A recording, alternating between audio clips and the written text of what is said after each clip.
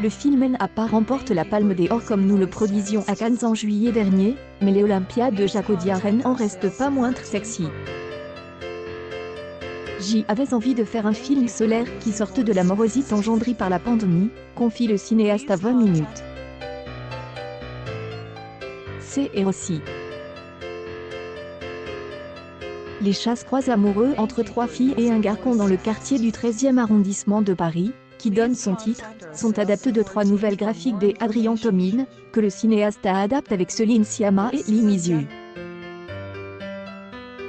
Je tenais à avoir un point de vue de femme plus jeune que moi sur les personnages, précise-t-il. C'est pour cela que j'y ai fait appel à elle pour collaborer au scénario. Elles apportaient en plus leur expérience de cinéaste. Car du cinéma, il y en a dans les Olympiades. Les images du chef opérateur Paul Guillaume enveloppent les corps dans un noir et blanc qui les magnifie tandis que chacun des trentenaires tente de composer avec ses deux yeux. Je parle des intégrations dans mon film, de jeunes adultes qui ont déjà une expérience de la vie explorent une forme de frénésie érotique qui me semble être l'apanage de leur génération, précise Jacques Audiard. L'amour n'est pas absent, loin de là, dans les échanges entre des personnages qui se cherchent plus qu'ils ne pensent à dénicher l'AMSR. Jacques Audiard a eu la bonne inspiration de dénicher des interprètes impeccables.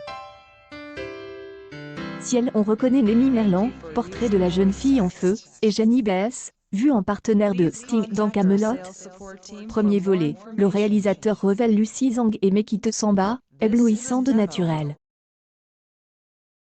Il représentant la diversité parisienne dans ce qu'elle offre de riche et de foisonnant, explique le cinéaste.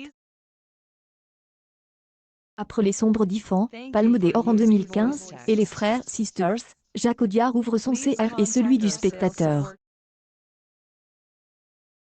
C'est une comédie romantique pleine de vie qu'il signe avec les Olympiades dans laquelle il explore des rapports amoureux qui passent par la chambre à coucher avant que les protagonistes apprennent à se connaître.